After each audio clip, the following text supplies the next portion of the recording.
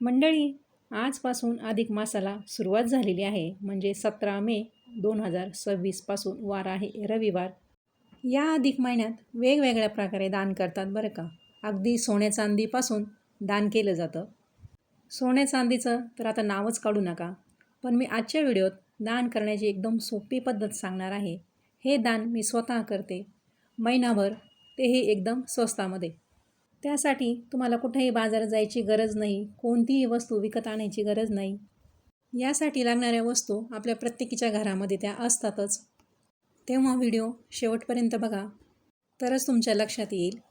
त्याचबरोबर अधिक मास म्हणजे काय, या अधिक मासात काय करावं, काय करू नये, त्याचबरोबर या अधिक मासात कोणकोणती व्रतं केली जातात आणि अगोदर सांगितल्याप्रमाणे मी कोणतं व्रत करते, ही सगळी माहिती मी तुम्हाला आजच्या व्हिडिओमध्ये सांगणार आहे. त्यासाठी व्हिडिओ स्किप न करता पूर्ण बघा. आता सर्वात अगोदर हा अधिक महिना का येतो, खगोलशास्त्रानुसार अगदी सोप्या भाषेमध्ये सांगते.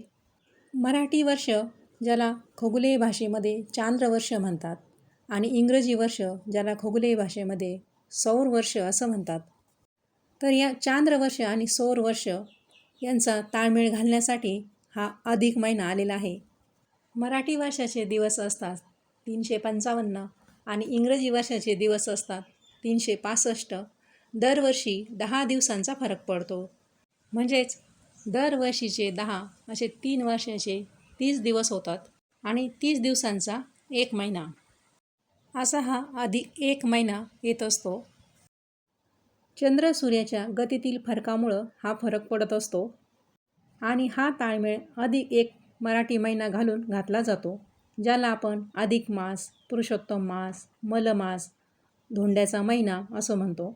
तसं तर मराठी वर्षाचे 12 महिने असतात आणि अधिक 1 म्हणजे 13वा म्हणून हा अधिक महिना, याला आपण अधिक मास म्हणतो. याला मलमास पण म्हणतात. मलमास म्हणजे मळालेला. या महिन्यात सूर्य संक्रमण करत नाही, म्हणूनच या अधिक महिन्याला मलमास असं पण म्हणतात. भगवान श्रीहरी विष्णूंनी या महिन्याला स्वीकारलं म्हणून या महिन्याला पुरुषोत्तम मास असं पण म्हणतात. आणि या महिन्यात धोंड्याला विशेष असं महत्त्व आहे, म्हणून अजूनही ग्रामीण भागात याला धोंड्याचा महिना असं म्हणतात. अधिक मास हा 12 महिन्यात कधीही येऊ शकतो. यावर्षी आला आहे ज्येष्ठ महिन्यात, म्हणून ज्येष्ठ 2 महिन्याचा असेल. अधिक ज्येष्ठ आणि निज ज्येष्ठ म्हणजेच आजपासून 17 मे 2026 पासून सुरू झाला आहे आणि 15 जूनला संपणार आहे. आता आपण या अधिक महिन्यात काय करू नये ते बघू. अधिक महिन्यात गृहप्रवेश, वास्तुशांती, लग्न, मुंज, त्याचबरोबर कोणतंही शुभ कार्य केलं जात नाही. नवीन घर खरेदी करणं, नवीन वाहन खरेदी करणं शक्यतो टाळावं. आता या अधिक महिन्यात काय करावं ते आता आपण बघू. अधिक महिन्यात भगवान श्रीहरी विष्णूंची कोणत्याही रूपाची सेवा, उपासना, मंत्रसाधना करावी. बाळकृष्णांची मूर्ती ही प्रत्येकाच्या देवघरामध्ये असतेच, तेव्हा ते सुद्धा भगवान श्रीहरी विष्णूंचंच रूप आहे. त्याचबरोबर पुरुषोत्तम महात्म्य या ग्रंथाचं पारायण करावं किंवा कोणत्याही ग्रंथाचं पारायण तुम्ही करू शकता, जसं की गुरुचरित्र, भागवत ग्रंथ, हरिविजय ग्रंथ, त्याचबरोबर भगवान विष्णूंचं स्तोत्र, विष्णू सहस्रनाम, विष्णू सहस्रनामावली, व्यंकटेश स्तोत्र हे वाचावं.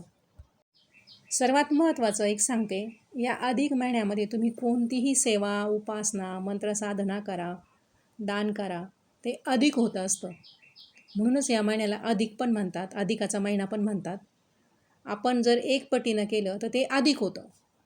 म्हणूनच या महिन्यात दीपदानाला खूप महत्त्व आहे. दीपदानसुद्धा वेगवेगळ्या पद्धतीनं केलं जातं. पण मी आज तुम्हाला जसं मी दीपदान करते तेच मी तुम्हाला इथं सांगत आहे. पहाटे लवकर उठून स्नानादी कर्म सर्व आवरून घ्यायचं, स्वच्छ वस्त्र परिधान करायचं आणि रोज आपण तुळशी जशी पूजा करतो, तुळशीची पूजा करून तुळशीला आपल्याला एक दिवा लावायचा आहे.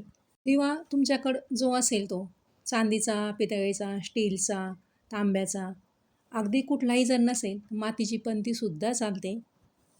तुळशीची पूजा करून दिवा ओवाळून तो दिवा तुळशीजवळ ठेवायचा. रोज सकाळी महिनाभर असं न चुकता यालाच दीपदान म्हणतात. साधी स्टीलची निरंजन तर आपल्या प्रत्येकीच्या घरामध्ये असतेच. नसेलच तर तुम्ही अगदी पणतीसुद्धा घेऊ शकता. तूप असेल तर तुपाचा दिवा लावा, तेल असेल तर तेलाचा दिवा लावा, निरंजन असेल तर फुलवात तुपात बुडवून लावा आणि नंदादीप किंवा पणती असेल तर समईवात तेलात बुडवून लावा. आहे की नाही एकदम सोप्या पद्धतीने दीपदान. मी सुद्धा याच पद्धतीने करत असते.